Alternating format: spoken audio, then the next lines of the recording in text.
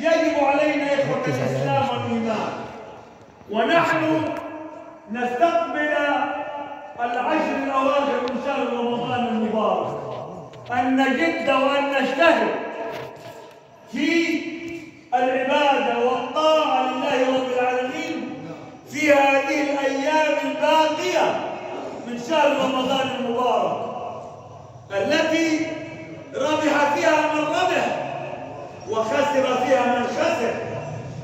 علينا كما قال لنا وكما أمرنا المصطفى صلى الله عليه وسلم حينما قال: تحروا ليلة القدر في العشر الأواخر من رمضان، وفي رواية أخرى قال: تحروا ليلة القدر في الوتر من العشر الأواخر من شهر رمضان المبارك.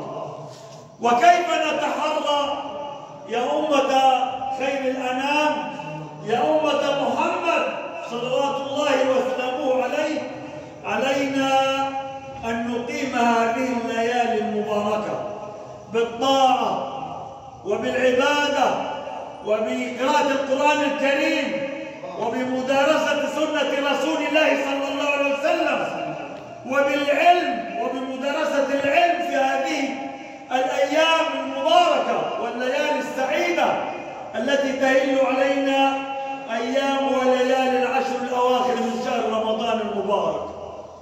وعندما قال رسول: من قام ليلة القدر أو من قام رمضان إيمانا واحتسابا غفر له ما تقدم من ذنبه.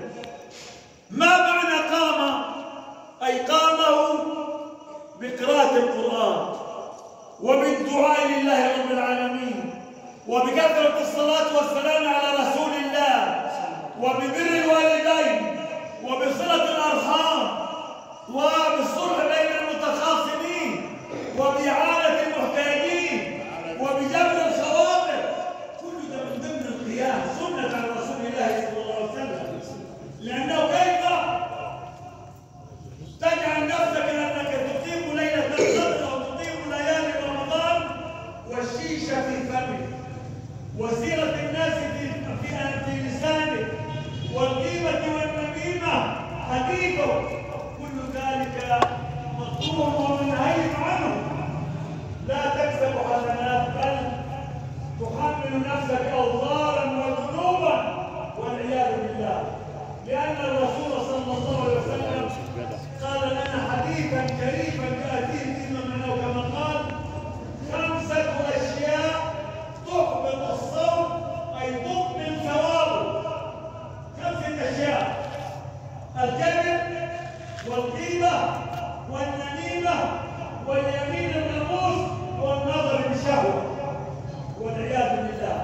5 أشياء تضيع ثواب صيامك.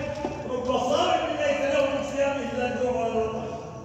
من لم يدع قول الزور والعمل به فليس لله حاجة في أن يدع طعامه وشرابه. فعلينا أن نحافظ على صيامنا. والصيام إخوة الإسلام والإيمان له 3 درجات: صوم العوام وصوم الخواص وصوم خواص الخواص. صوم العوام هو الامتناع عن الأكل وعن الشراب وعن قضاء الشهوة في نهار رمضان من طلوع الفجر الصادق حتى غروب الشمس. ده صوم العوام أي صوم العامة.